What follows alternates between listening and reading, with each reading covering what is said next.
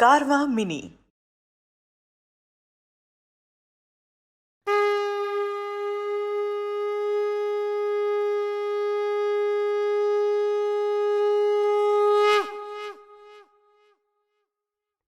Hare Krishna,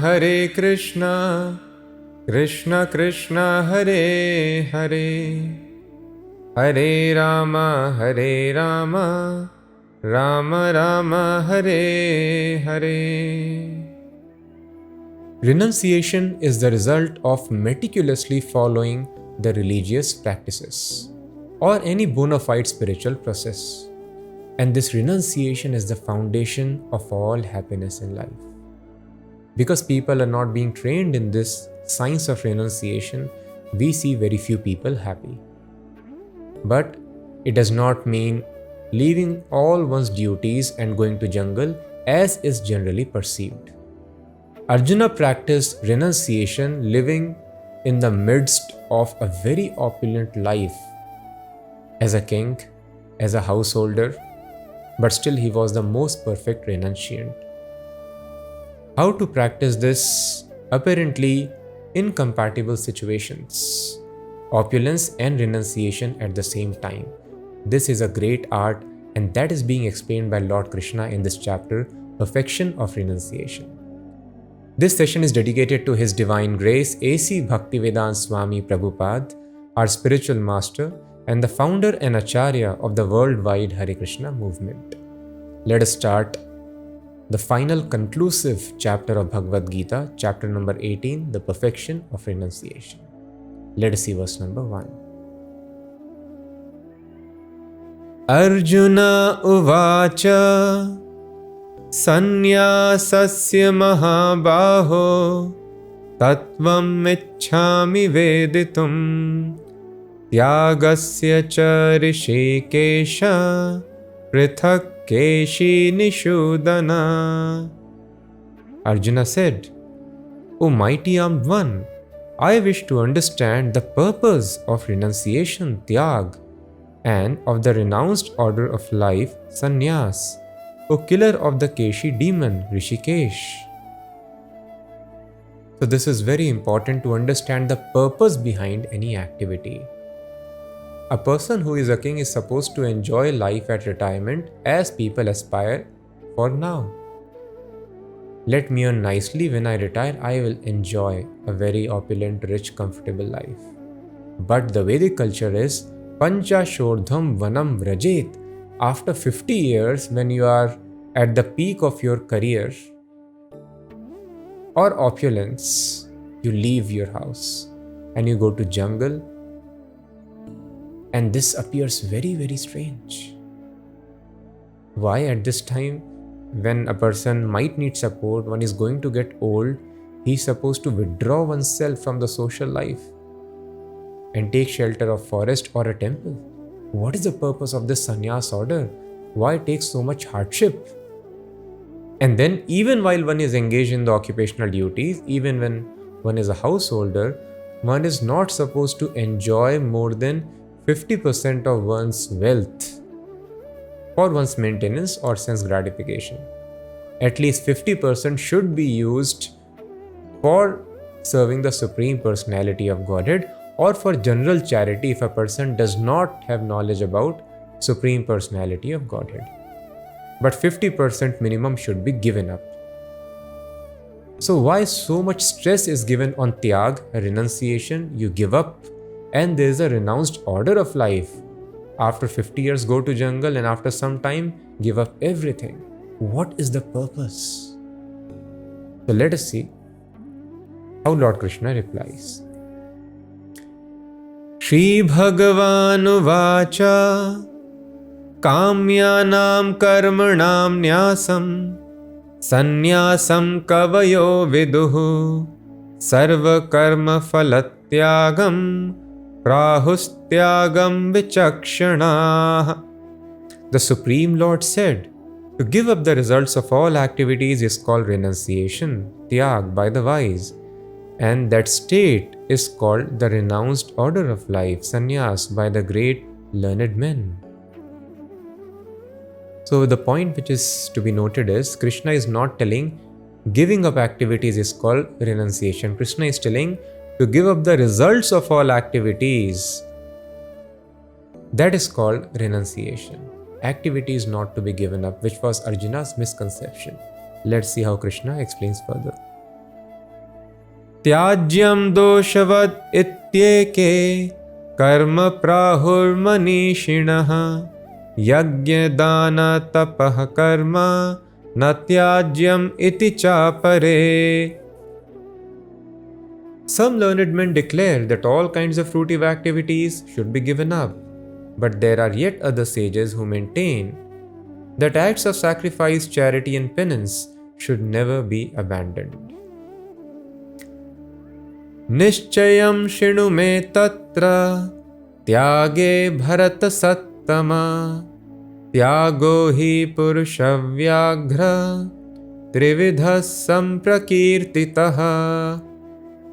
O best of the Bharatas, hear from me now about renunciation. O tiger among men, there are three kinds of renunciation declared in the scriptures. Yagya dana tapah karma natyajyam karyameva tat yagyo danam tapaschaiva pavanani manishina. Acts of sacrifice, charity and penance are not to be given up but should be performed. Indeed, sacrifice, charity and penance purify even the great souls. So here Lord Krishna is giving his verdict. Lord Krishna has explained in Bhagavad Gita, Vedaischa sarvair aham eva vedyo vedant krit vedavide chaham. All the Vedas direct living entity towards me only. I am the objective of all knowledge. I am the creator of Vedanta. I am the perfect knower of the Vedic rules and regulations. So that is why Lord Krishna's verdict should be taken as final. Some people tell, no, you give up all activities, even stop charity, you stop tyag, you stop yajnas, sacrifices. Whereas other scholars, sages, they tell, no, these things should always be continued. So here Lord Krishna's verdict is, yajna, dana and tapa should never be given up. These three things purify even the great souls. So all our happiness in our life depends upon these three things. So all of us can note these three things very carefully and try to implement in our life on a daily basis. Yagya, dana and tapaha. Yagya means sacrifice, dana means charity and tapaha means austerity, voluntarily accepting discomforts in life. Human life should be based on foundation of these three principles, and then there is happiness. If we follow these principles, there is happiness in material life and in spiritual life as well.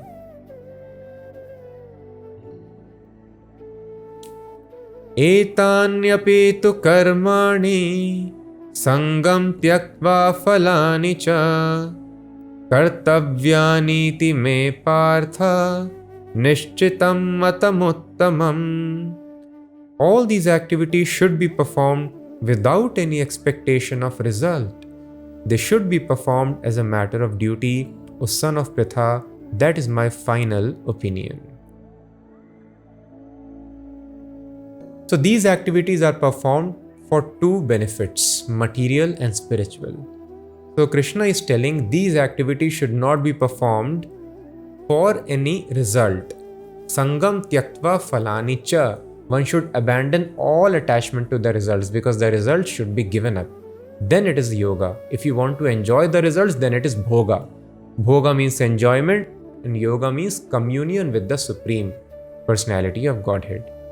So bhoga, material enjoyments, gives immediate happiness and long-term misery because you are trapped in this body of repeated birth and death.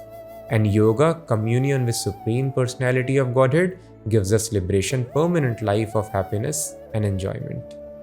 If I am engaged in these activities, if I am doing yajna so that I can get elevation to heavenly planets, I can get opulence, wealth, then that is not right.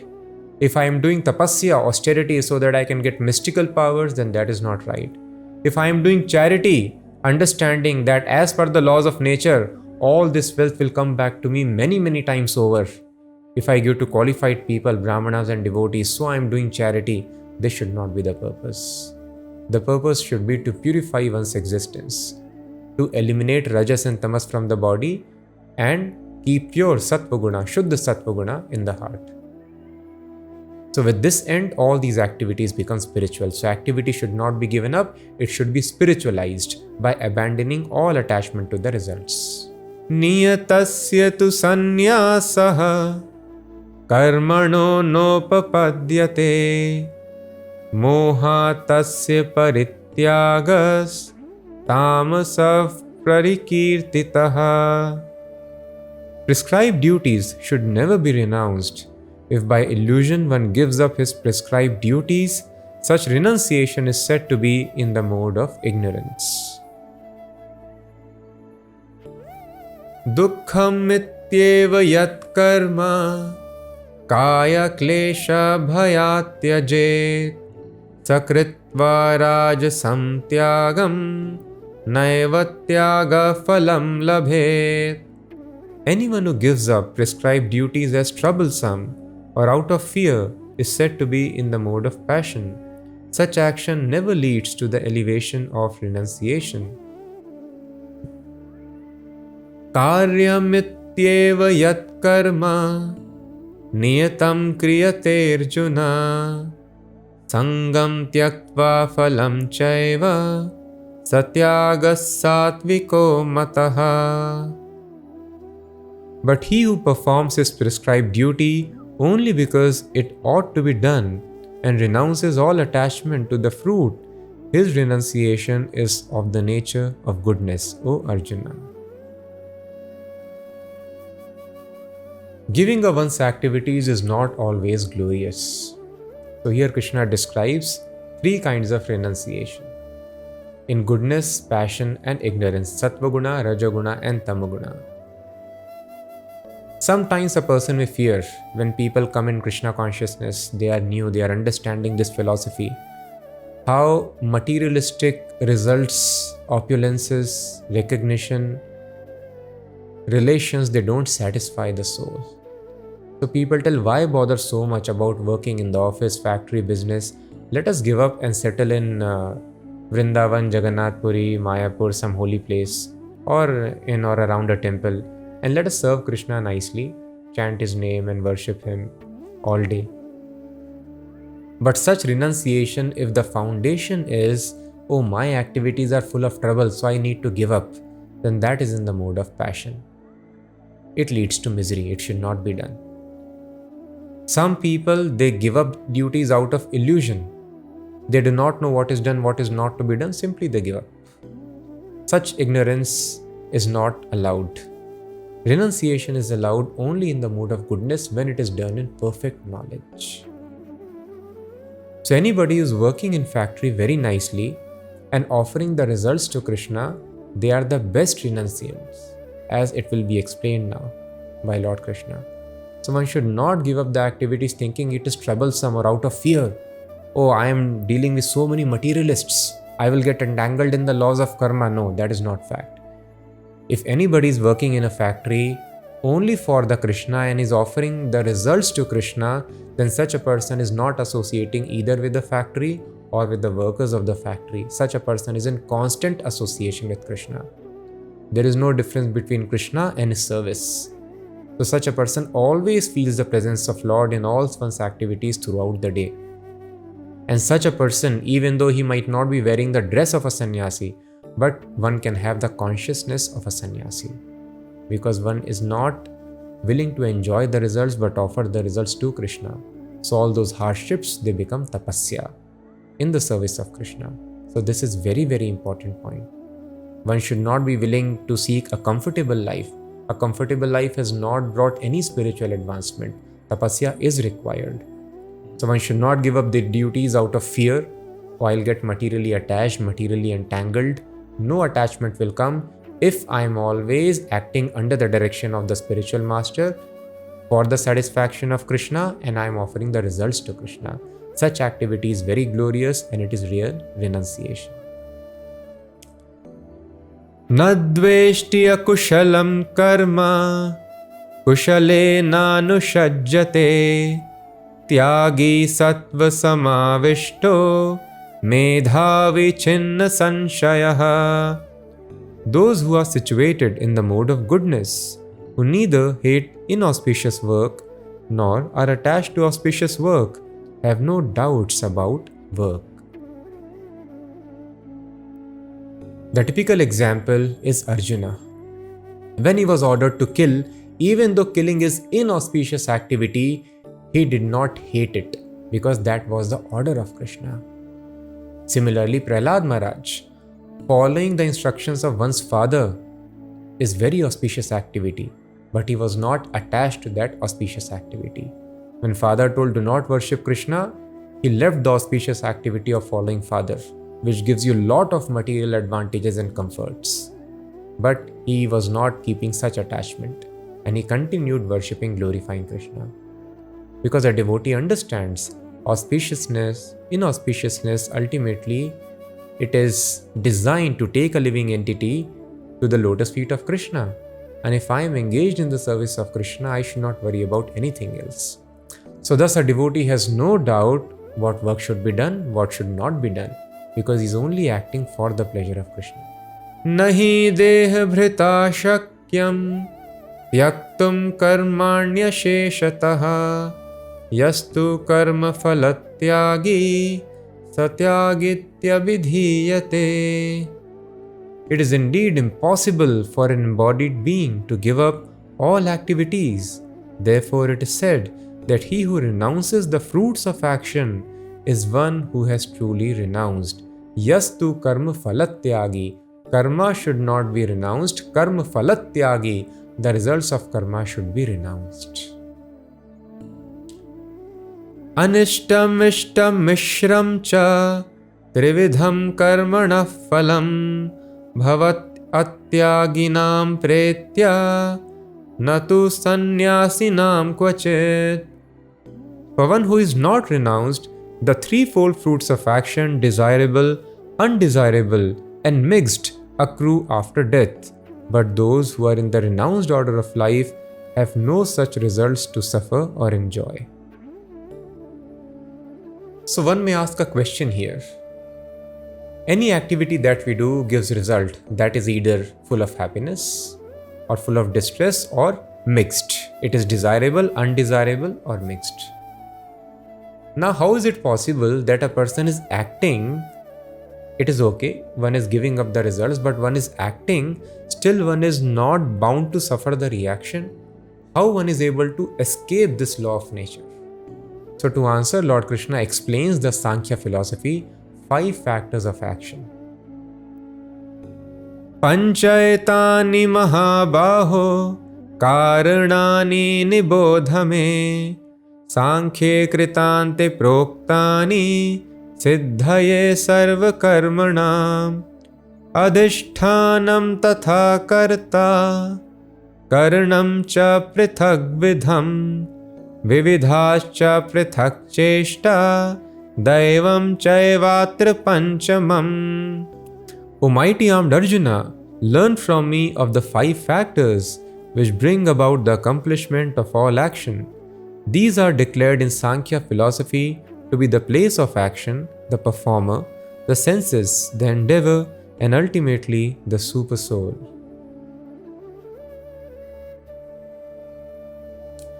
Sharira vang manobhiryat karma prarabhate naraha nyayam va viparitam va panchayate tasya hetavaha.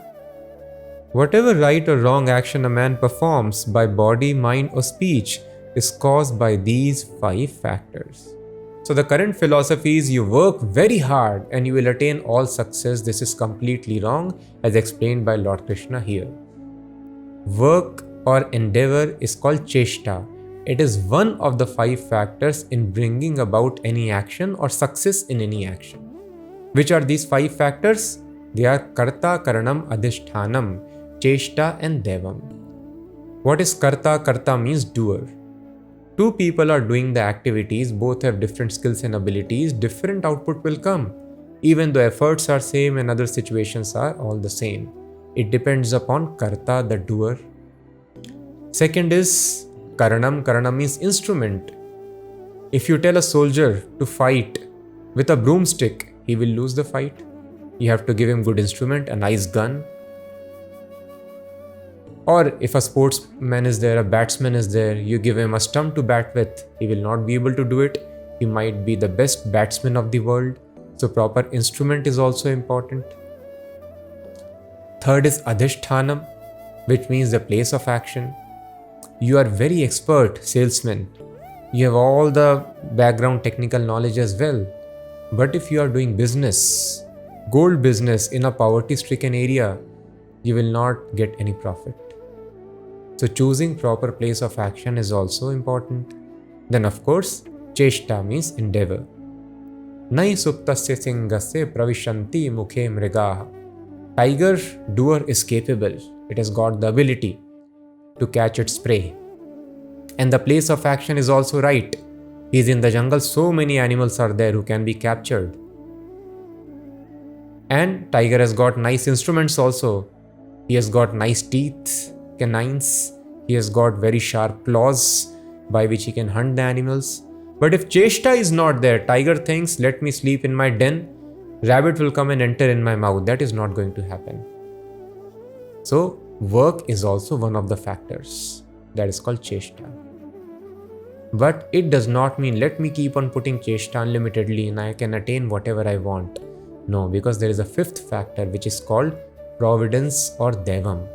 It is a sanction of the super soul who is seated within one's heart.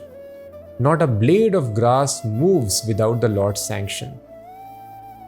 And Lord sanctions as per one's desire and what a person deserves as per one's karma. Because we are eternal.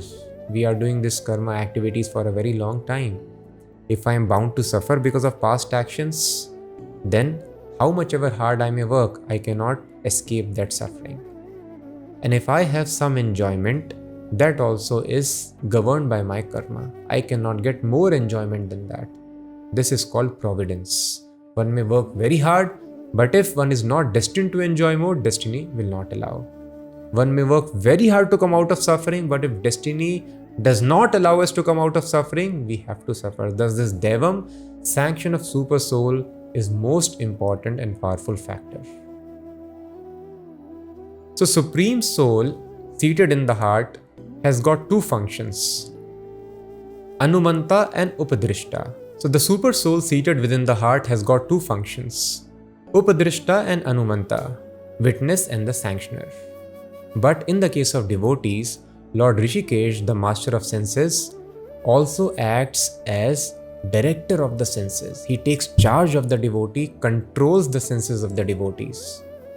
And because the devotee's mind and body act under perfect direction of Krishna, the devotee is not responsible to enjoy or suffer the resultant material reactions.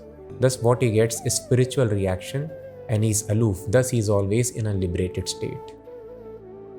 That is how, even though the devotee might be engaged in all kinds of material activities which apparently are materialistic, he or she is also going to office and they are earning money, this is the activity of a materialist.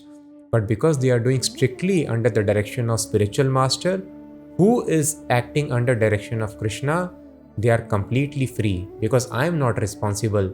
The doer has not decided to do this activity. The doer now becomes only an instrument. One will not praise or curse a pen for writing a wonderful piece of literature. The glories come to the writer and the criticism also comes to the writer. The pen is only instrument. Thus a devotee is not given punishment by the laws of nature if there is any inauspicious activity encountered in serving Krishna, nor does he have to take birth to enjoy so-called material happiness also. Because devotee acted simply as instrument. Thus this is the secret. When one acts under direction of Krishna, one is not enjoying the results, one is not responsible for the reaction. Tatraivam sati kartaram atmanam kevalam tu yaha pashyatya krita buddhitman nasa pashyati durmatihi.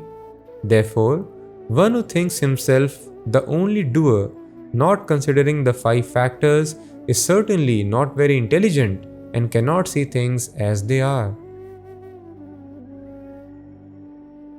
Yasya nahankrito bhavo buddhir yasya na lipyate hatvapi sa imalokan nahanti na nibadhyate. One who is not motivated by false ego, whose intelligence is not entangled, though he kills men in this world, is not the slayer, nor is he bound by his actions. Jnanam gyeyam parigyata trividha karma chodana karnam karma karteti trividha karma sangraha. Knowledge, the object of knowledge, and the knower are the 3 factors which motivate action. The senses, the work, and the doer comprise the threefold basis of action. Jnanam karma cha karta cha tridhaiva guna bhedataha prochyate guna sankhyane yathavat shrinutanyapi. In accordance with the 3 modes of material nature, there are 3 kinds of knowledge, action, and performers of action. Listen as I describe them. Sarva bhuteshu yenaikam bhavam avyayamikshate avibhaktam vibhakteshu tajjnanam viddhi satvikam. That knowledge by which one undivided spiritual nature is seen in all existences, undivided in the divided, is knowledge in the mode of goodness. Prithakttvena tu yajjnanam nana bhavan prithak vidhan veti sarveshu bhuteshu tajjnanam viddhi rajasam. That knowledge by which a different type of living entity is seen to be dwelling in different bodies is knowledge in the mode of passion. Yattu kritsnavad ekasmin karye saktam mahaitukam atatvarthavad alpam cha tattamsam udahritam. And that knowledge by which one is attached to one kind of work as the all in all, without knowledge of the truth, and which is very meager, is said to be in the mode of darkness. Lord Krishna explained the 3 modes of nature in the 14th chapter, and in 17th chapter Lord Krishna explained different types of worships done by different people who are under control of these 3 modes of nature. So one is expected to move from Tamogun, mode of ignorance, to Rajas, mode of passion, finally to Sattvaguna, mode of goodness, and transcend goodness to the mode of Shuddha Sattvaguna. On that platform, God is realized. One's original identity is realized, one's relationship with Lord is revealed. Now, to attain that platform, one has to very carefully understand all the shlokas nicely. One has got various deliberations, various kinds of knowledge. The knowledge should be in the mode of goodness. Although goodness is also not pure in this material world, it also holds a person back, but goodness is favorable for liberation. As long as a person is in college, one cannot take up a job. But the higher classes of college, higher semesters, the final semester makes a person most eligible to join a job. If one does not pass through lower semesters, one cannot, there is no possibility. So thus one is encouraged to go to final semester but not get stuck on that platform. In a similar fashion, one should try to come to mode of goodness but not get stuck on the goodness. Nevertheless, coming to goodness is very important because from goodness only one can transcend to Shuddha Sattvaguna. So for our practice, Lord Krishna is describing here knowledge in the 3 modes. One should avoid the knowledge in Rajoguna and Tamoguna and practice knowledge in Sattvaguna. Similarly, Lord Krishna has already described renunciation. Krishna has described knowledge here. Now Krishna will describe different kinds of doers, different kinds of actions, different kinds of intelligence, different kinds of determination, all as per the three modes. So the intelligence, determination, action, doer, all these things should be there in the Sattva Guna to understand, to have a situation which is favorable to understand Krishna as it is and thus attain perfection of life. So here, as Lord Krishna describes three kinds of knowledge, to summarize, when a person is able to understand the same spiritual nature which is pervading everywhere, when one does not get illusioned by the external coverings, one does not think, oh, here is a dog, here is an elephant, this is a bad person, this is a good person. When one understands these are not the real natures, only one spiritual nature is all pervading, then such knowledge is in the mode of goodness. And when a person sees, oh, there are different identities, one identifies as per body, and one concocts various theories and philosophies. There are so many philosophers who philosophize about existence of soul, the purpose of creation, and there are contradictions. So on Sattva Guna, there is clarity. On the mode of passion, there is lot of contradiction. Person concocts various theories and philosophies, or they come to a conclusion that there is only one soul, one consciousness, which is all pervading, which has taken so many forms. This is also knowledge in the mode of passion. And knowledge in the mode of ignorance, when one simply thinks about making one's life comfortable, like most of the knowledge today, just have a luxurious, comfortable life, that's all. Such knowledge is in the mode of ignorance, takes one to the animal kingdom, very, very abominable species.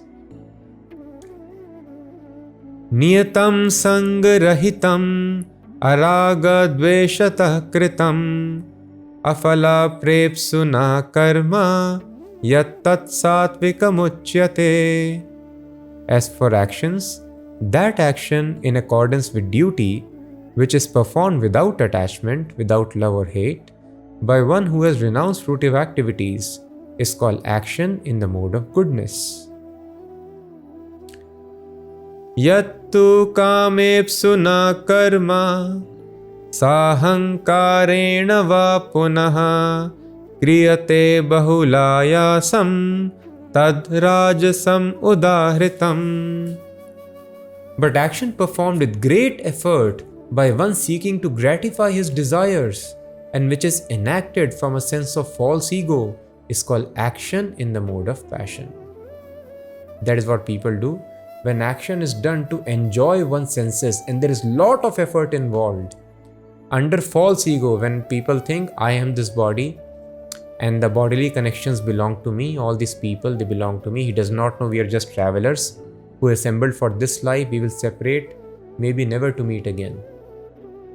But one thinks, oh, these are my people always, they will be with me. And the money which I am earning all belongs to me. And all this should be used not for God's service, should be used for my sense enjoyment. And let me work very hard for it. Such action is in the mode of passion. And as we have seen in the 14th chapter, what is the result of mode of passion? Anxiety and distress. So because most of the people are passionate, people are always in distress, people are always anxious. Mode of goodness means one acts just as a matter of duty without attachment to results, because the results have to be given up. Now what is tamasic mode? That is discussed here. Anubandham kshayam hinsam anapekshya cha paurusham mohad arabhyate karma yat tat tamasamuchyate. And that action performed in ignorance and delusion, without consideration of future bondage or consequences, which inflicts injury and is impractical, is said to be action in the mode of ignorance. Harming others, killing animals simply for satisfying the tongue, mode of ignorance. A person cannot consider future bondage. I will have to take so many births and get killed in similar fashion. This is action in the mode of ignorance. So one does not need any external arrangement. This is science. Happiness is the result of this energy, which is called Sattva Guna, mode of goodness. So one has to simply see that one's action is in mode of goodness, one is in mode of goodness, Once intelligence is in mode of goodness, once determination is in mode of goodness, and renunciation also is in mode of goodness, then a person is happy. If any of these things, oh, I have given up everything, one assumes I'll be happy. No. If renunciation is in mode of passion, one will increase anxiety. So it is a great science. So we have to note carefully and perform all these things in goodness, Sattva-guna. Mukta sango naham vadi dhrityutsaha samanvitaha siddhya siddhyor nirvikaraha karta satvika uchyate. The worker who is free from all material attachments and false ego, who is enthusiastic and resolute and who is indifferent to success or failure, is a worker in the mode of goodness. Ragi karma phala prepsur lubdho hinsatmako shuchihi harsha shokanvitah karta rajasaf parikirtitaha. But that worker who is attached to the fruits of his labor and who passionately wants to enjoy them, who is greedy, envious and impure, and moved by happiness and distress, is a worker in the mode of passion. Ayukta prakritastabdhaha shatho naishkritiko lasaha vishadi dirga sutri cha karta tamasa uchyate. And that worker who is always engaged in work against the injunction of the scripture, who is materialistic, obstinate, cheating and expert in insulting others, who is lazy, always morose, and procrastinating, is a worker in the mode of ignorance. So we can understand whether we are acting in ignorance, passion, or goodness. Buddhir bhedam dhriteschaiva gunatastrividham shrinu prochyamanam asheshena prithakvena dhananjaya. Now, O winner of wealth, please listen as I tell you in detail of three kinds of understanding and determination according to the three modes of nature. Pravrittim cha nivrittim cha karya karye bhaya bhaye bandham moksham cha yaveti buddhissa partha satviki. O son of Pritha, that understanding by which one knows what ought to be done and what ought not to be done, what is to be feared and what is not to be feared, what is binding and what is liberating, that understanding is established in the mode of goodness. Yaya dharmam adharmam cha karyameva cha ayathavat prajanati buddhissa partha rajasi. And that understanding which cannot distinguish between the religious way of life and the irreligious, between action that should be done and action that should not be done, that imperfect understanding, O son of Pritha, is in the mode of passion. Adharmam dharmam itiya manyate tamasa vrita sarvarthan viparitanscha buddhissa partha tamasi. That understanding which considers irreligion to be religion and religion to be irreligion under the spell of illusion and darkness, and strives always in the wrong direction, O Parth, is in the mode of ignorance. Dhrityayaya dharayate manav pranendriya kriyaah yogenavyaabhicharinya dhritissa partha satviki. O son of Pritha, that determination which is unbreakable, which is sustained with steadfastness by yoga practice, and thus controls the mind, life, and the acts of senses, is in the mode of goodness. Yaya tu dharma kamarthan Dhritya dharayate Arjuna prasangena phalankankshi dhritissa partha rajasi. And that determination by which one holds fast to fruitive result in religion, economic development and sense gratification is of the nature of passion, O Arjuna. Yaya swapnam bhayam shokam vishadam madameva cha na vimunchati durmedha dhritissa partha tamasi. And that determination which cannot go beyond dreaming, fearfulness, lamentation, moroseness and illusion, such unintelligent determination is in the mode of darkness.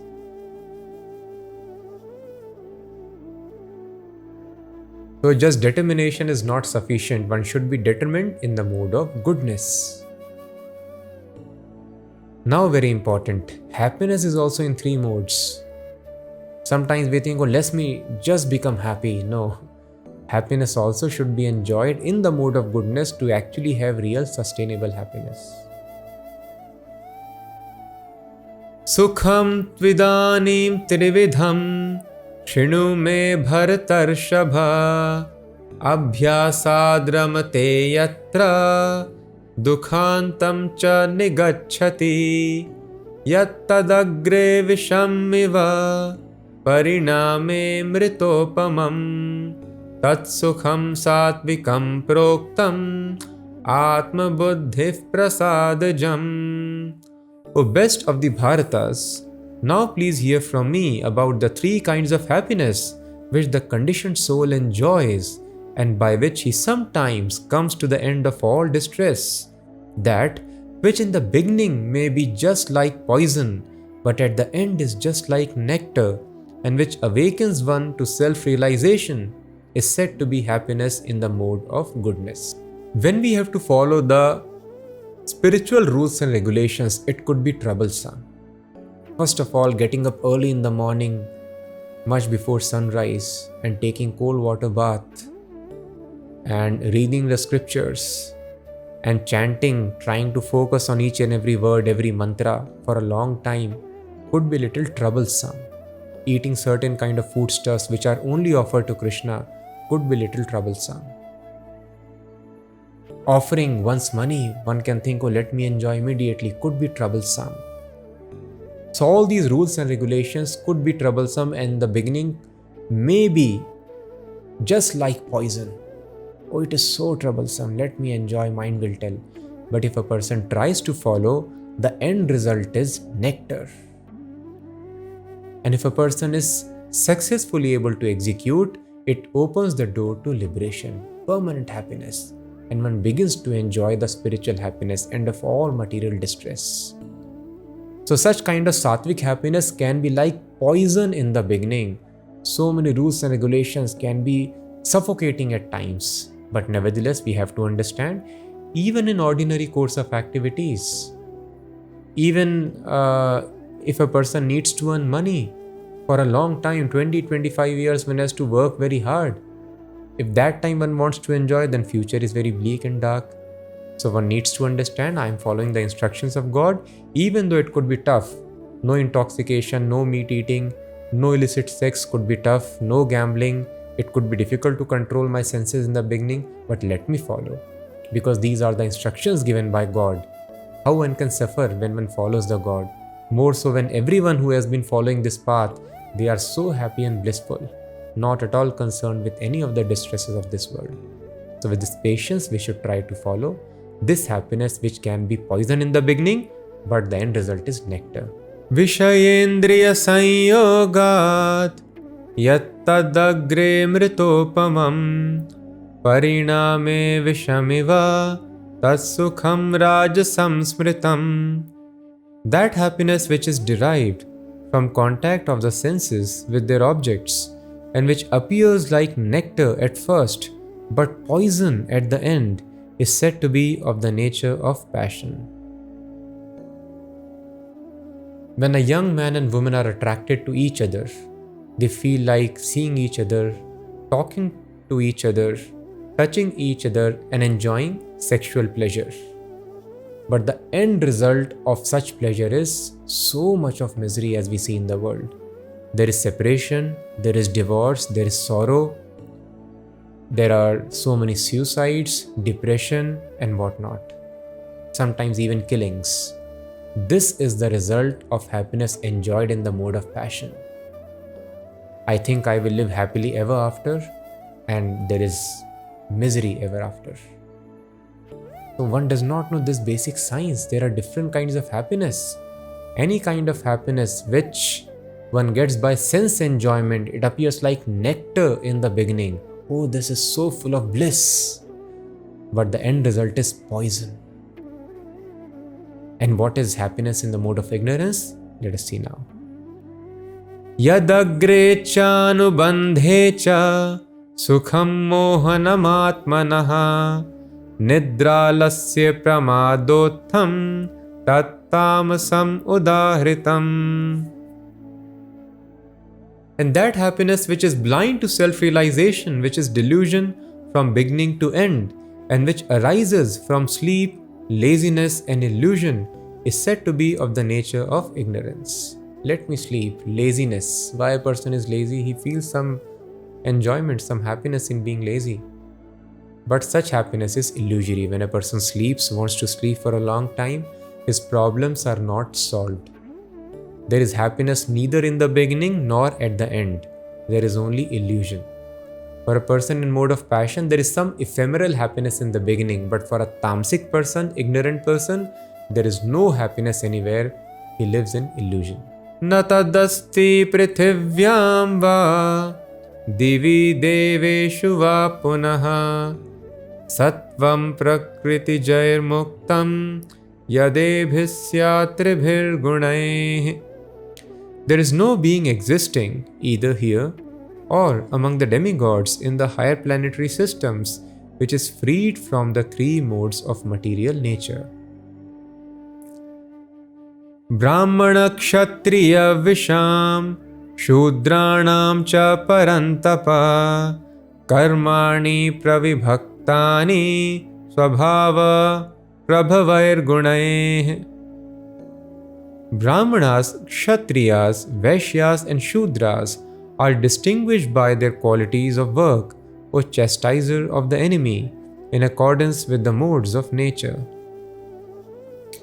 There is no being on this planet or higher planets anywhere in the universe who is freed from the control of three modes of nature.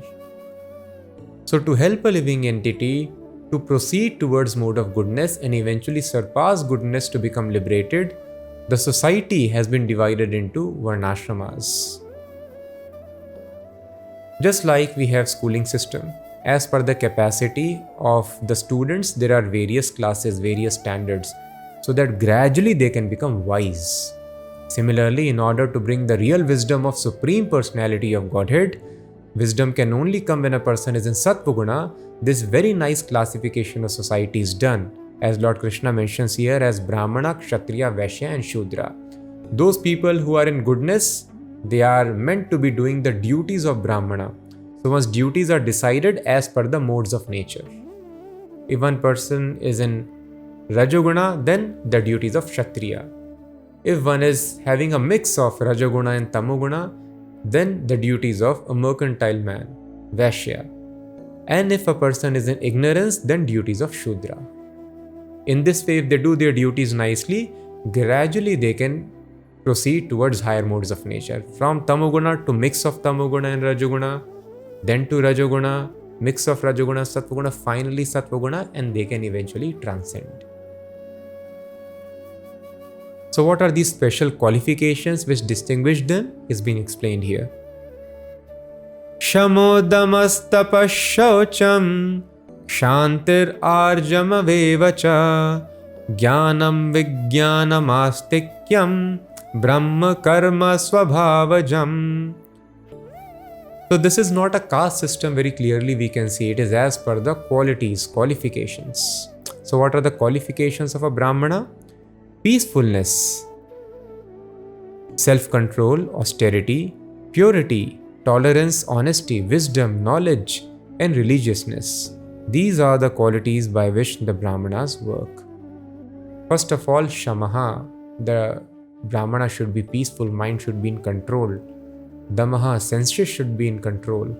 Unless one can control one's mind and senses, one cannot be called a Brahmana simply by wearing a dress or having a shikha or sitting in a temple exhibiting worship.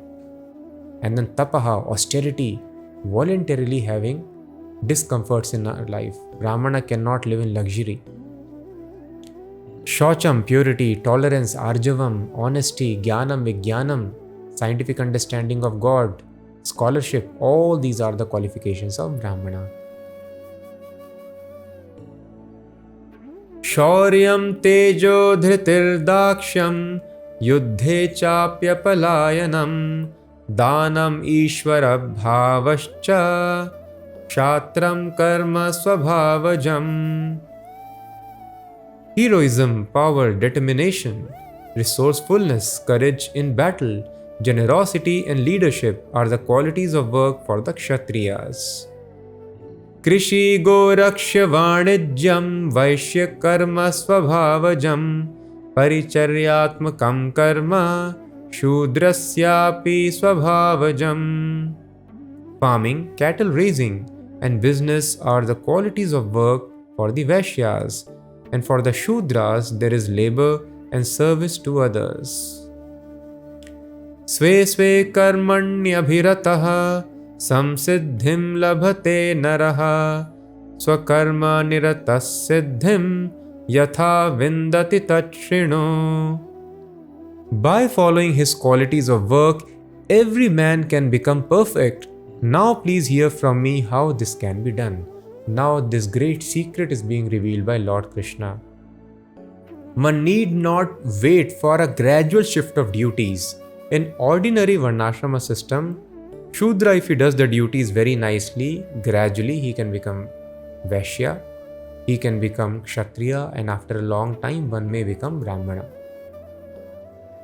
But this very scientific procedure Lord Krishna describes, in which there is no need to change one's occupation and one can make one's life perfect. So the human society does not know, is it possible? Usually we think, oh, I have to change my job, change the way I work. So this job cannot make me rich. I have to become a businessman to become rich. And unless I become rich, I cannot actually be called a perfect man. So in this way, people are trying to do some activity which might not be favorable for them. The academicians are trying to have their own startups. They are no more interested in research. They want to make money. They think now the society thinks money is all in all. So everybody is there into one kind of activity. But Krishna is telling no. And sometimes it leads to frustration. Because my orientation is to do research. But in research there is no money. And there is a lot of confusion. So Krishna is telling no. Everyone can make one's life perfect. Whether a person is Shudra doing menial jobs, or a person is Brahmana, a priest, a philosopher, or one is a Kshatriya, administrator, politician. It does not matter where you are. Our minds and bodies are designed to work in a certain way. Let it work in that way. But if one follows the instructions of Lord Krishna as described here, one need not wait for gradual progression. In one's own situation, in the respective modes of nature, one can make one's life perfect. Perfect means attain freedom from birth, death, old age and disease, get full knowledge, happiness and eternal life. How this is possible, Krishna explains. Yatav pravrittir bhutanam yena sarvam idam tatam swakarmana tam abhyarcha siddhim vindati manavaha. By worship of the Lord, who is the source of all beings and who is all pervading, man can in the performance of his own duty attain perfection. So the secret is swakarmana tam abhyarcha, worshipping the Supreme Lord by the results of one's activities. One can attain the Supreme, makes one's life perfect.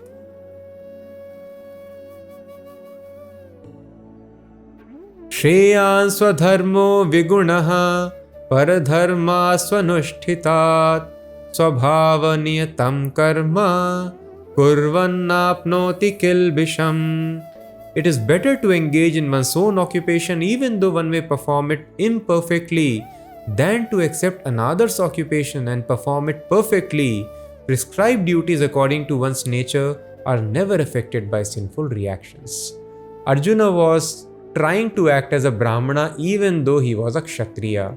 So here Krishna is telling one should never try to perform another's duty even though you may claim I will do it perfectly. No. These duties for respective people are designed in a scientific way for purification of the heart. So purification of heart is very important. Just like for different maladies, different diseases, there are different medicines. Similarly, to purify a person who is tamasic, different rules and regulations are mentioned. That is why different worships are recommended. Different Puranas are there. For tamasic people, there are tamasic Puranas. For Rajasic people, Rajasic Puranas. Sattvic people, Sattvic Puranas. For pure devotees, Srimad Bhagavatam. In this way, different literatures are there meant for different category of people. All the books are important. But if a child who is going to kindergarten moves around with a book of algebra, oh, this is also ABC and 1, 2, 3. One can never learn even basic ABC or 1, 2, 3. Even though algebra is very nice, but it is not meant for a child of kindergarten. So for tamasic people, tamasic literatures are there. Worship of some ghastly forms are there, like Kali or Kal Bhairav and other things are mentioned. By doing these things, their tamasic tendencies will be satisfied, hearts will be purified, they will be able to elevate themselves to Rajoguna and Sattva-guna. So thus one should never try to perform another's duty, even though you can claim you can do it perfectly. No, stick to your duties very tightly. And what is the need of changing? When you can attain the same perfection if you worship the Supreme Personality by the results of the activities. Sahajam karma kaunteya sadosham api natyajet sarvarambha hi doshena dhuminagnir ivavritah. Every endeavor is covered by some sort of fault, just as fire is covered by smoke. Therefore, one should not give up the work which is born of his nature. O son of Kunti, even if such work is full of fault. Arjuna was giving the argument, I don't want to fight because it involves killing. Killing is faulty. Yes, killing is definitely faulty. But a Kshatriya will not be entangled by killing if he kills as per the duty. So one should not be worried about fault because Krishna is telling there is fault in every action. So thus there is fault everywhere in this world. Sometimes people want to find a proper situation. Let me try to find a business or job where there is no problem. Let me have a life partner where there is no problem. Let me live in a place where there is no problem. In this material world there is problem, there is fault everywhere. But if one chooses a place where one can have association of devotees, that place is perfect. It does not matter whatever the imperfections are. If a person chooses a life partner so that both can advance in the service of Krishna, all the imperfections lead one to perfection of life. So thus all the imperfections, they help a person attain perfection if service of Krishna is the aim.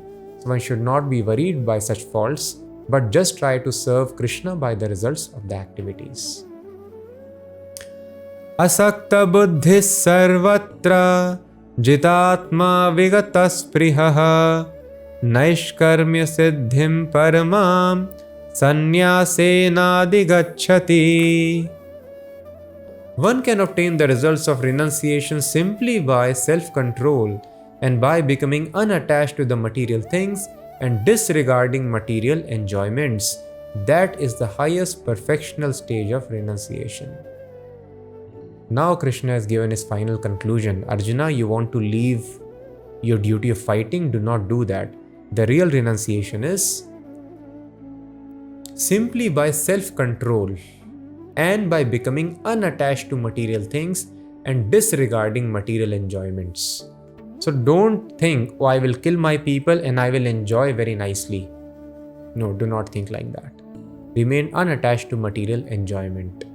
And Simply try to be self-controlled. Let me kill this person because he's shouting on me. No. Whether Krishna wants this person to be killed, then I can kill them. For my personal interest, it does not matter. I am perfectly self-controlled. I am not agitated for my personal insult. I am not happy on my personal praise. My senses should be perfectly under control. When Krishna tells fight, I fight. When Krishna tells stop, I stop. So when a person is self-controlled, not willing to enjoy the material resources and willing to offer the results of activities to Krishna, then one can enjoy all the results of a person who is living in jungle. One need not go to jungle. Thus, living in the midst of householder life, in the midst of one's occupation, one's duties, one can get all the results of renunciation, and this is real renunciation. Siddhim prapto yatha brahma tathapnoti nibodhame samase naiva kaunteya nishtha jnanasya ya para. O son of Kunti, learn from me in brief how one can attain to the supreme perfectional stage Brahma by acting in the way which I shall now summarize. Usually people think I have to stop all activities, sit down and meditate, or read the Vedas and contemplate to attain Brahma stage, to understand I am not the body and enjoy spiritual bliss. Same bliss can be attained living in a house of concrete by seeing the people who are materialists. Same happiness a person can always enjoy. Brahma Bhuta Prasannatma Nashochiti. There will be no lamentation in life. That is called spiritual realization. There will be no hankering, I want this, I want that, because a person would be full of satisfaction. So this is a great secret. Nobody has got it. No president, no prime minister, no celebrity, nobody has attained this state. And Krishna is telling you can attain this stage by doing your duty. You can be a street cleaner, you can be a sweeper, you can be a baker, you can be an administrator, you can be a fighter, you can be a teacher, you can be a student. You can attain that state beyond all lamentation and hankering. How one can attain that? That is called Brahma stage. How one can become Brahma realized? Krishna explains. Please hear carefully. Buddhya vishuddhaya yukto dhrityatmanam niyamya cha shabdadin vishayans tyakva ragadveshau vyudasya cha vivikta sevi lagbhashi yatva kaya manasaha dhyana yoga paro nityam vairagyam samupashritaha ahankaram balam darpam kamam krodham parigraham vimuchya nirmamashanto brahma bhuyaya kalpate. Being purified by his intelligence and controlling the mind with determination, giving up the objects of sense gratification, being freed from attachment and hatred, one who lives in a secluded place, who eats little and who controls the body and the tongue, is always in trance and is detached, who is without false ego, false strength, false pride, lust, anger, and who does not accept material things. Such a person is certainly elevated to the position of self-realization. Brahma bhutah prasannatma na shochati na kankshati samas sarveshu bhuteshu madbhaktim labhate param. One who is thus transcendentally situated at once realizes the supreme Brahman. He never laments nor desires to have anything. He is equally disposed to every living entity. In that state, he attains pure devotional service to me.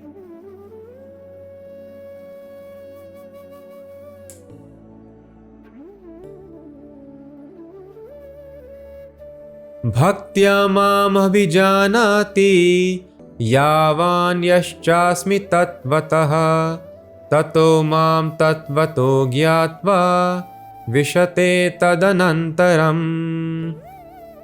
One can understand the Supreme Personality as he is only by devotional service. And when one is in full consciousness of the Supreme Lord by such devotion, he can enter into the kingdom of God. So Lord Krishna had described in the 4th chapter, Janma karma chame divyam, evam yoveti tatpataha. In the 9th verse, Krishna explained in 4th chapter, my birth and my activities are transcendental, divyam. One who understands it, he becomes freed from this repeated birth and death. But Krishna did not explain who will be able to understand. A yogi may think I can understand, an Ashtang yogi, a Raj yogi can think I can understand, a Jnani can think I can understand by reading the Vedas, or a Karmi can think I can understand. Here Krishna has told, Bhaktya mam abhijanati yavan yascha asmi tatvata. As it is, scientific knowledge of Krishna only a devotee can understand. And who can attain devotional service? Brahma bhuta prasannatma na shochati na kankshati. When a person attains Brahma realization. What is Brahma realization? We saw these details. When a person's mind and senses are fully under control, one eats very little, he remains with the devotees, he does not intimately mix with the materialists. In this way, when the mind and senses are controlled, one is completely detached from all material desires. That is called Brahma Bhuta stage. When we reach that stage, there is no lamentation hankering in life. Then, Mad Bhakti Labhate Param, one attains devotion to Krishna. When a person attains devotion to Krishna, spontaneous attraction, when automatically one desires to serve Krishna, just like one likes to serve one's family members or pets. There is some attachment, spontaneous attachment. When a person spontaneously wants to think of Krishna always and serve Krishna, that is called Parabhakti. And only when such Parabhakti is awakened in the heart, one can understand Krishna. And when one understands Krishna, Vishate tad anantaram. Vishate means enters. Anantaram means the world of which there is no cessation, eternal world, there is no destruction. There is permanence over there, so there is no anxiety. No death, no old age, no disease. There is no need to worry. Oh, I am having good health now, but health may go away. I am having wealth now, wealth may go away. No. We are having all opulence in life. Everything we simply have forgotten. And we have stuck in these bodies in this material world. So when one understands Krishna, Vishate tad anantaram, one regains, restarts one's spiritual life.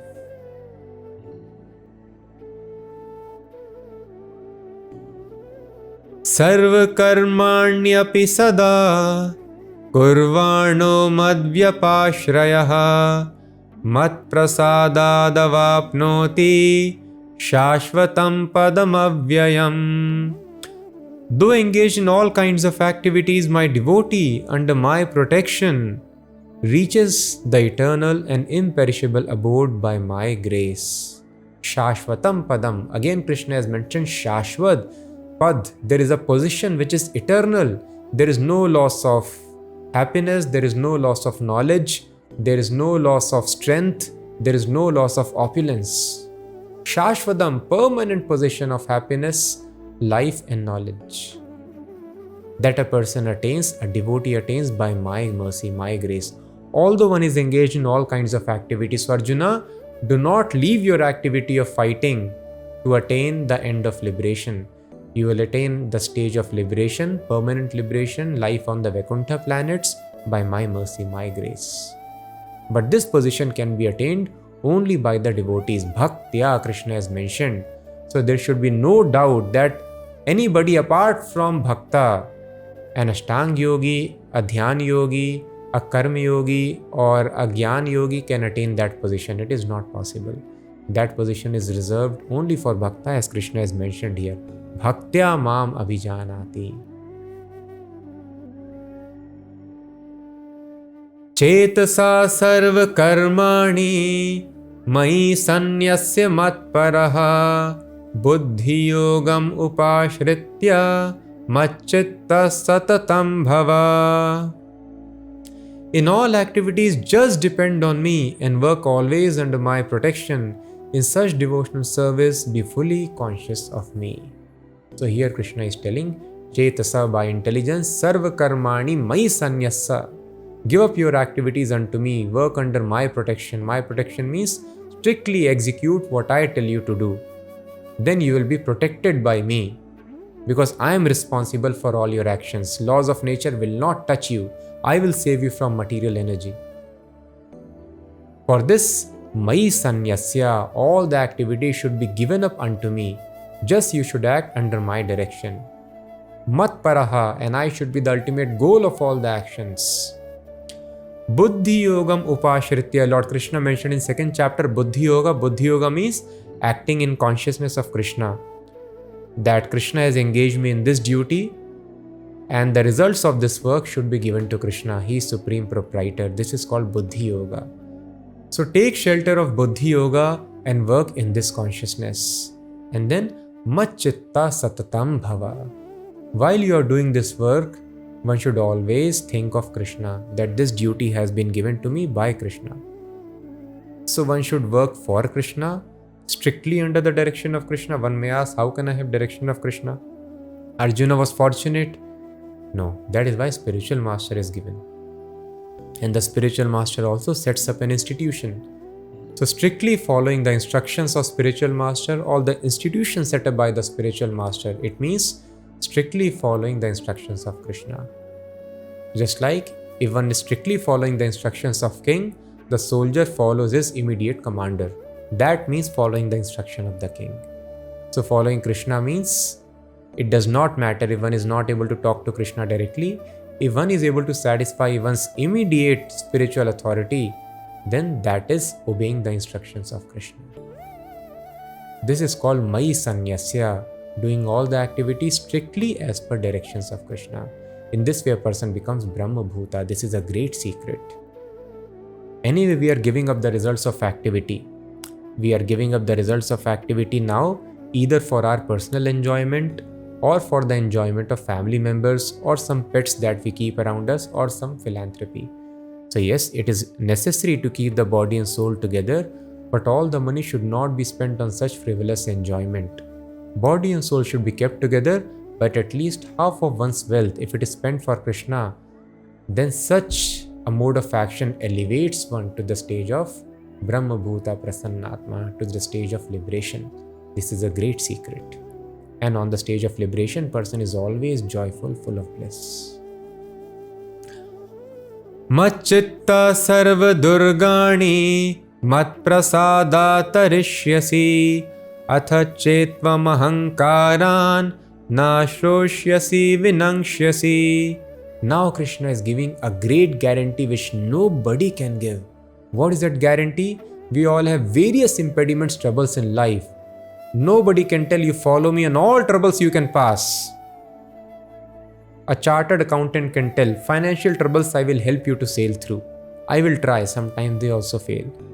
Lawyer may help us to sail through some legal struggles, although there is no perfect guarantee. A doctor can help us sail through physical struggles, psychiatrist mental struggles. But nobody can tell you, follow me and I will sail you through all the struggles that Krishna is telling. And what secret Krishna is telling here? Macchittaha. If you become conscious of me, you will pass over all the obstacles of conditional life by my grace. If, however, you do not work in such consciousness but act through false ego, not hearing me, you will be lost. So great promise, great guarantee and great warning is also given. Krishna is telling Macchittaha, if you become conscious of me. Sarva Durgani, Krishna is not telling Alpa Durgani, some Durgani. No, Sarva Durgani. All the obstacles you can pass if you simply become conscious of me. Becoming conscious of Krishna means becoming conscious of Krishna's name, Krishna's form, Krishna's signs, Krishna's position. And in this way, when a person is always knowing one's eternal relationship with Krishna, always thinking of Krishna, trying to satisfy Krishna, then all the obstacles of conditional life are passed by Krishna's grace. And if one does not listen to God, one does not follow user manual, these wonderful instructions, then Krishna is telling Vinangshyasi, you will be lost, you will be destroyed. Just like in this world, there are so many laws. If a person does not take help of a lawyer, one will be lost. in setting up his business. If a person does not take advice of a doctor, one cannot cure himself. So many diseases, problems, maladies are there. So just like we consult a doctor, we consult a lawyer, in order to become overall happy in our life, one should consult Krishna or his bona fide representative, a pure devotee spiritual master. And then when we become conscious of this, Krishna consciousness is the result of all the Vedic knowledge. If we become conscious of Krishna, we can cross over all the Durgani, all the obstacles of life. And if we are not conscious of Krishna, then we are lost. Yadahankaramashritya nayotsya iti manyase mityaisha vyavasayaste prakritistvam niyokshyati. If you do not act according to my direction and do not fight, then you will be falsely directed. By your nature, you will have to be engaged in warfare. So Krishna told, your nature is a fighter. If you do not fight now, later, material nature will engage you in fight. But that will not be under my direction, that will lead to bondage. Swabhavajena kaunteya nibaddhasvena karmana kartum nechasi anmohat karishyasya vashopitat. Under illusion, you are now declining to act according to my direction, but compelled by your own nature, you will act all the same, O son of Kunti. Ishvara sarva bhutanam riddeshe arjuna tishthati Brahmayan sarva bhutani yantrarudhani mayaya. The Supreme Lord is situated in everyone's heart, O Arjuna, and is directing the wanderings of all living entities who are seated as on a machine made of the material energy. So Krishna tells this body is yantra, this body is a machine made of mayaya, illusory energy which makes you feel that you are this machine. And we cannot control this machine. So many actions are going on. The food that we eat, how it transforms into energy, we do not know. Any damage in the body is there, it is already healed. How does it happen? We do not know. Reproduction, how does it happen? We do not know. Body temperature, how is it being maintained? We do not know. One cell is like a city. One cell creates another cell. City is creating another city before destruction. How it happens, we do not know. Mystically, this body is acting. All this is happening because of the presence of Paramatma, Ishvara, the supreme controller who is seated in the heart. As per our desires, he is a loving father. He is guiding us. Okay, you want to become the richest person of the planet? He guides us. Now you do yajna, you do tapasya, you do sacrifice. And in this way, you will be able to become rich in next life or whenever it is possible. And then in next life, Krishna tells, now you desired to become rich. Now in this life also you continue this activity. In this way, he is always guiding us like a father. He gives instructions through his representative, or in Bhagavad Gita, what kind of happiness he should aspire for. But still, if he insists for wrong happiness, Krishna guides. He is so loving and kind. So Brahmayan sarva bhutani, living entities wanting among various species. And Krishna from the heart is guiding. Tameva sharanam gaccha sarva bhavena bharata tat prasadat param shantim sthanam prapsyasi shashvatam. O scion of Bharat, surrender unto him utterly. By his grace you will attain transcendental peace and the supreme and eternal abode. Iti te jnanamakhyatam guhyad guhyataram maya vimrishyetad asheshena yatechasi tatha kuru. Thus I have explained to you the most confidential of all knowledge. Deliberate on this fully and then do what you wish to do. So Krishna has told, the Supreme Lord is seated in the heart and he is giving all the good counsel, but we keep on rejecting. Krishna begs the living entity from conscience. One's conscience do not indulge in sinful activities. But when one neglects the voice of Krishna in the form of good counsel, conscience, one falls into nefarious activities, sinful activities, and creates suffering. So one should listen to Krishna in the heart. The same instructions Krishna comes, incarnates here millennium after millennium. So Krishna is telling one should surrender unto the Lord of the heart. In this way you will be happy. And if one doesn't listen to Krishna, then Vinakshasi, one is destroyed. But still here Krishna is telling, I have explained to you the most confidential of all knowledge. Deliberate on it fully and then whatever you wish you do. Krishna always gives the freedom. I have told you what is right, what is wrong, what is happiness in mode of goodness. Initially it will be poisonous. Later it will lead to great happiness. Sense enjoyment. Initially it will be nectar. Later it will make your life poison. Otherwise you can choose to remain in illusion, intoxicated or sleepy or lazy. Krishna describes very carefully all these things, what will lead you to happiness. But still, yate chasi, ultimately it is your desire. So some people tell, why Vedas are so dogmatic? No, it is not dogmatic. Freedom is given. There is nothing imposed. And further, it is not blind faith that a person has to resort to. Krishna is using the word, please note, Vimrishya etat asheshena. Vimrishya means think about it, not think and decide immediately. Asheshena, completely deliberate upon it. Think completely about it, whatever we have discussed, and then whatever you wish you do. So thus, the Vedic knowledge is not dogma, it is not forceful, but if a person takes advantage, one is benefited eternally. Sarva guhyatamam bhuyah Shrinu me paramam vachaha Ishtosi me dridamiti Tato vakshyami te hitam. Because you are my very dear friend, I am speaking to you the most confidential part of knowledge. Hear this from me, for it is for your benefit. So knowledge that I am different from the body, aham brahmasmi, it is confidential. This Krishna shared first. If you give up the results of your activities, you will attain this liberated platform, Brahma Bhuta stage. I am not the body, you will realize. Then, higher than that is knowledge that God is present in my heart as Super Soul, always directing me, giving instructions. That is more confidential knowledge. Now Krishna is giving most confidential knowledge, Sarva Guhya Tamam Bhuyaha. There is no greater secret than this knowledge.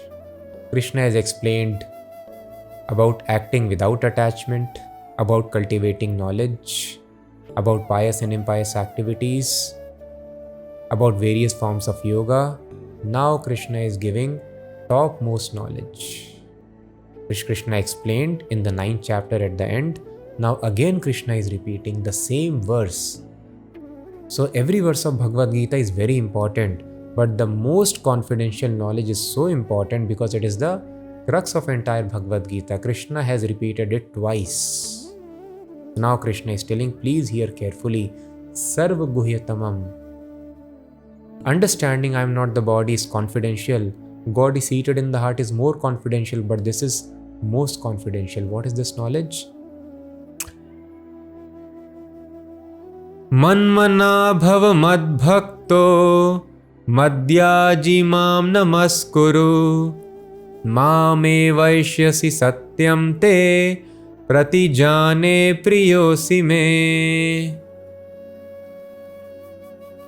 Always think of me and become my devotee. Worship me, offer your homage unto me. Thus you will come to me without fail.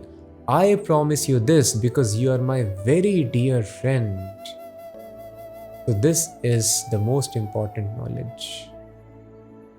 Sarva dharman parityajya mamekam sharanam vraja aham tvam sarva papebhyo mokshayashyami ma shuchaha.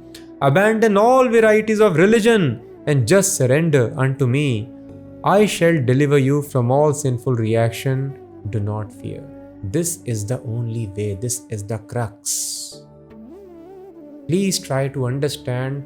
We have gone to school, taken so much hardship, thinking that if I get money, I'll be happy in my life. This is wrong. Why? It is very simple to understand. This world is following pattern. There are designs everywhere.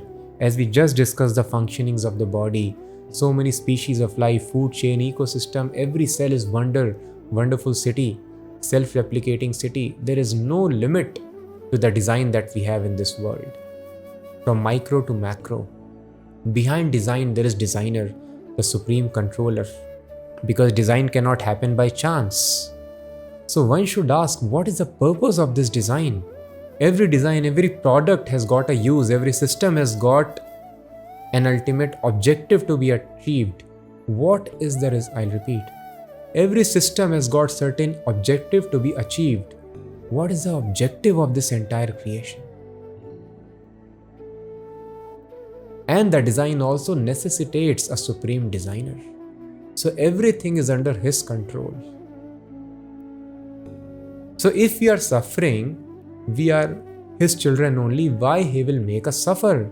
We are suffering because we have broken some laws of nature, and we cannot come out of that suffering by any amount of education, any amount of earning money, any amount of earning power, position, recognition in the society.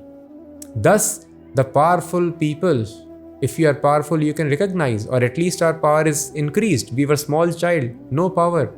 But am I more happy by growing up, increasing my influence in society? The answer would be no, I am more miserable. So please try to realize this fact. Education, this thing, it is materialistic, hedonistic thought. Just like we have heard the story of Midas the king. He thought, if I have this power, whatever I touch turns gold, I'll be very happy.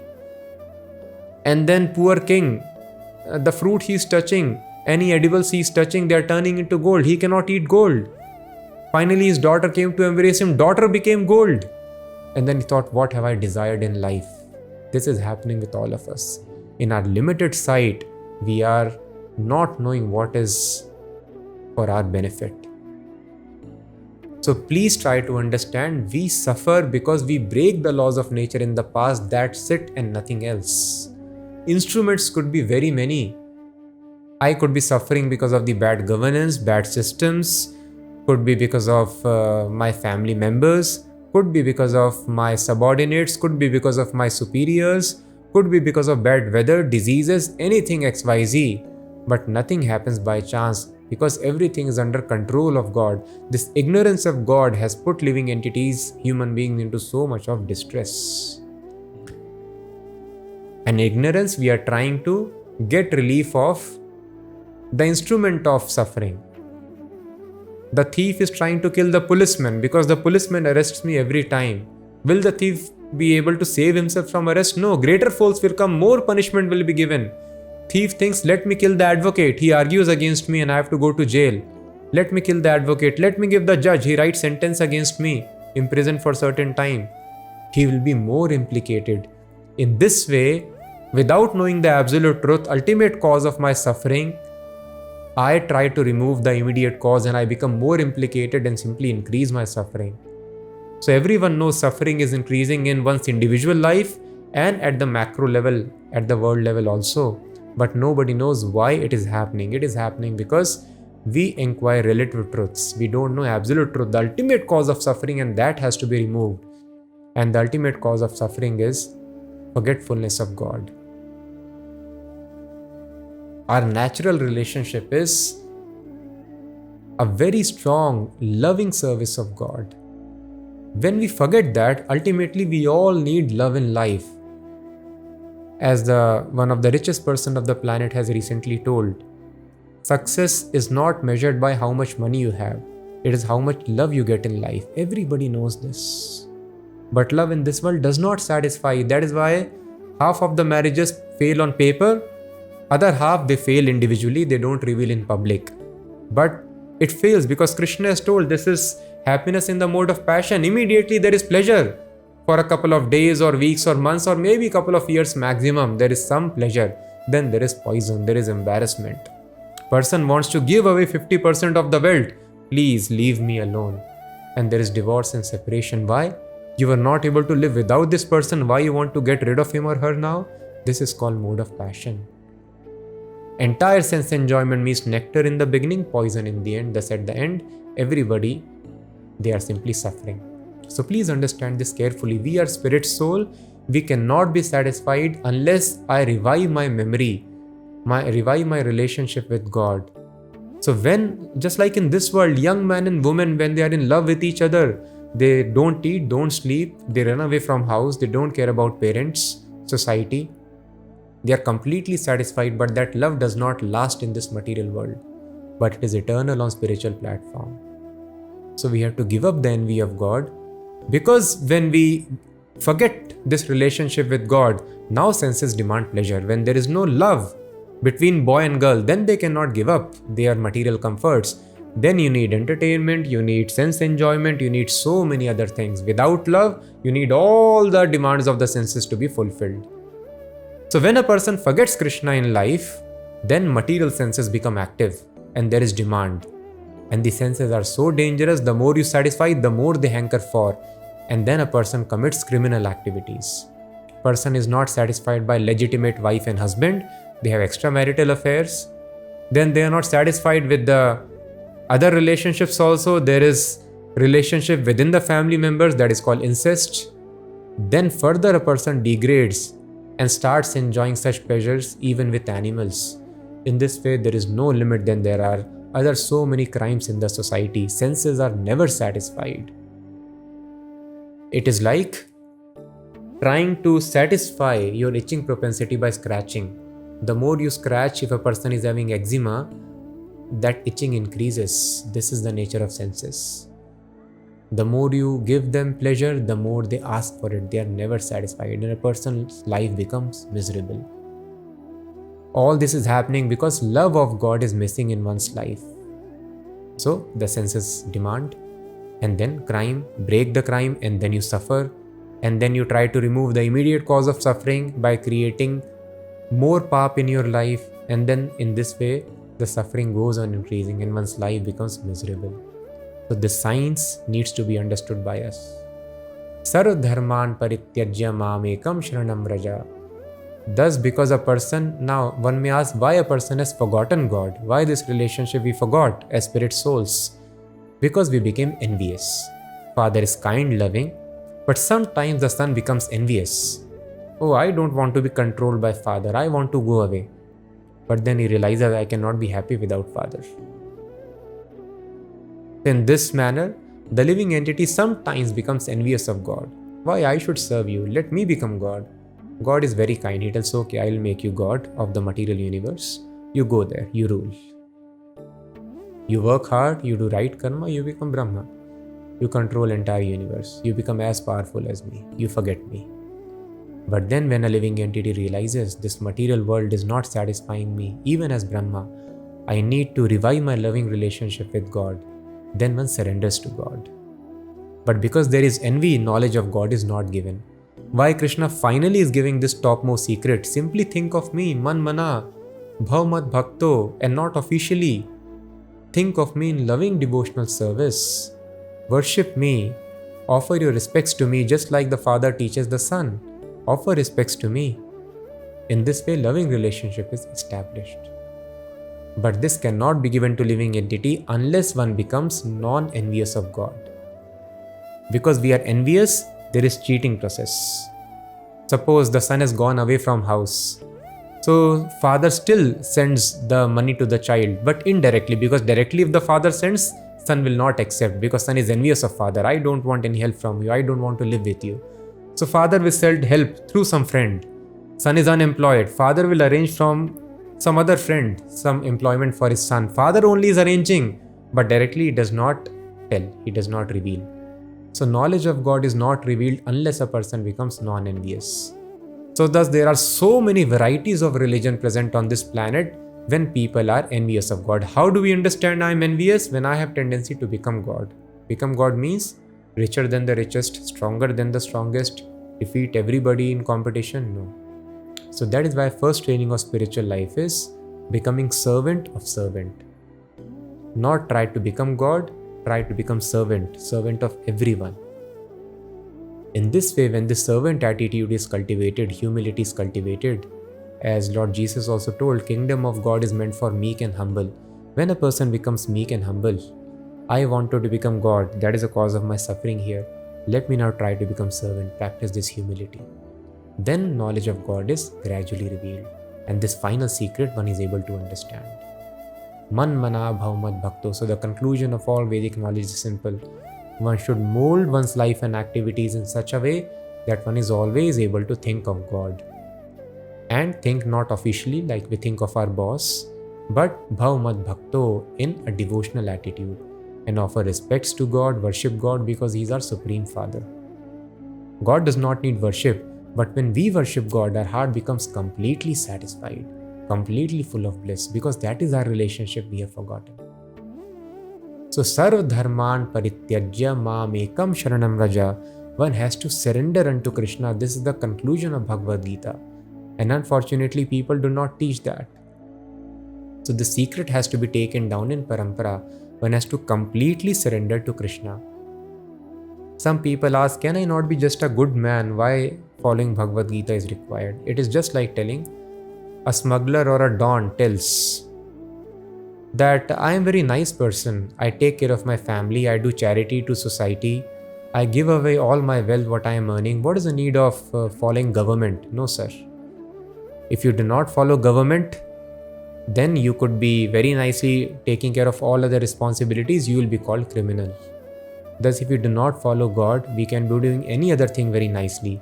We will be called criminal, and a criminal always suffers. So we have to become obedient. So sarva dharman parityajya. Unless we surrender unto Krishna, there is no question of being a good man. If we do not follow supreme authority, we remain a criminal, and laws of nature continue to haunt us.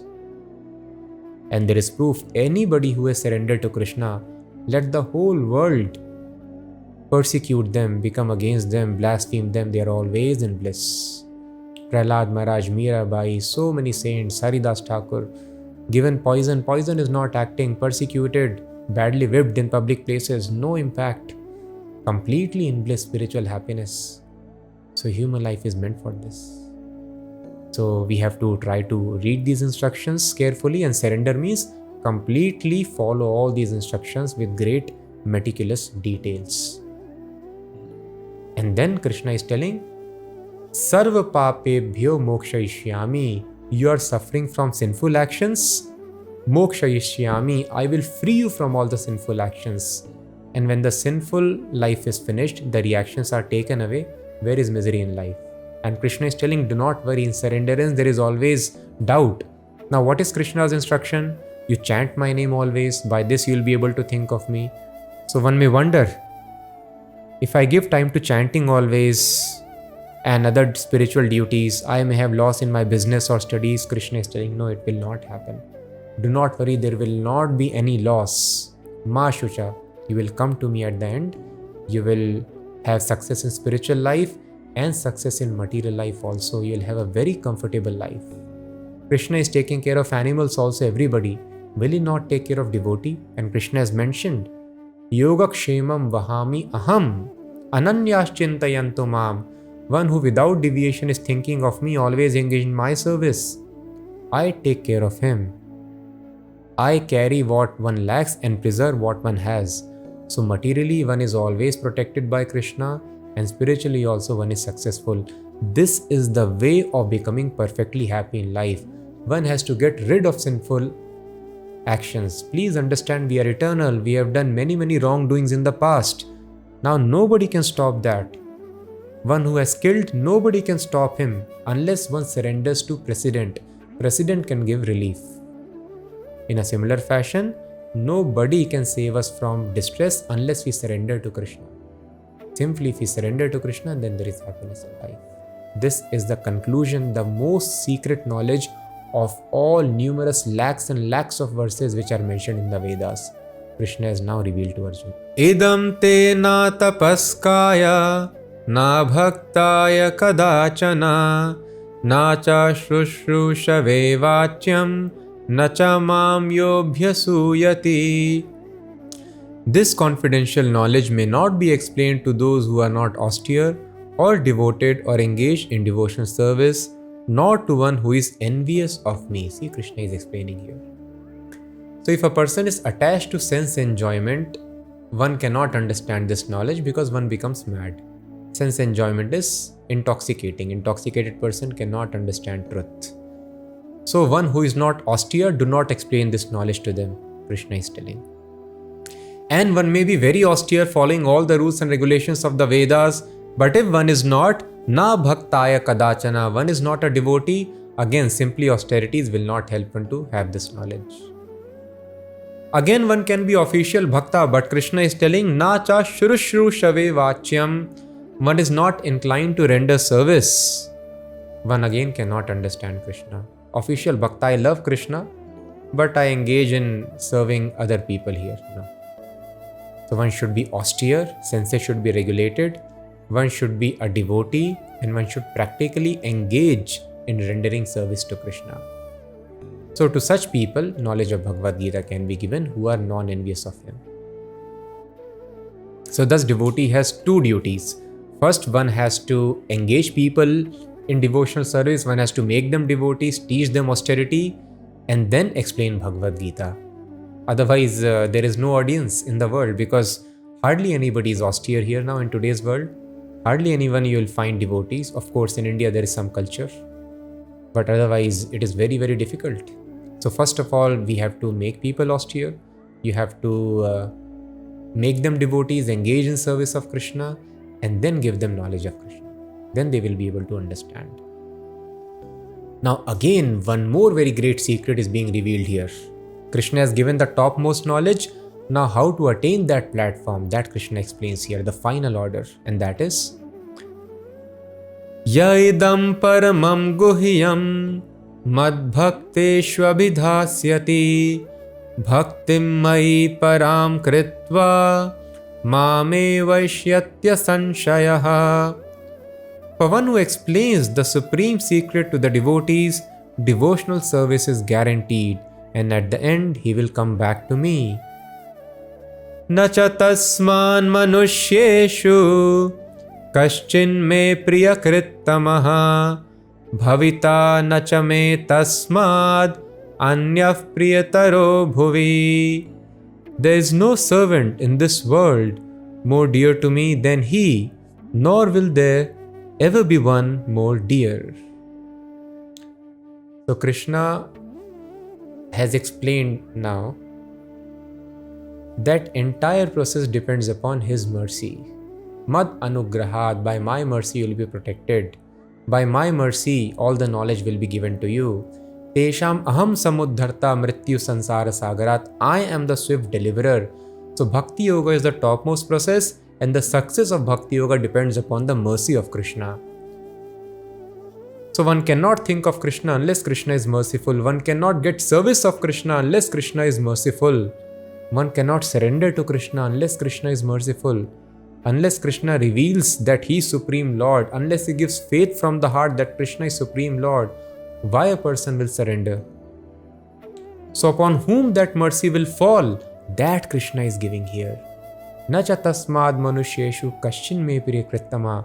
Mercy will fall to a person who is dear to him, and there is no person more dear to Krishna than the one who preaches this knowledge to the devotees. So first we have to make the people devotees, and then we have to preach this knowledge. Such a preacher is most dear to Krishna. Such a preacher makes very quick advancement in spiritual life, and all spiritual knowledge is revealed, and such an advanced devotee never falls down, who is always thinking how to spread this knowledge to others. So thus I request all of you to try to realize the importance of these instructions, implement in our life, become devotees, and then spread this knowledge to others. Only when we actually start spreading this knowledge, we relish the nectar of spiritual life. There is very fast growth.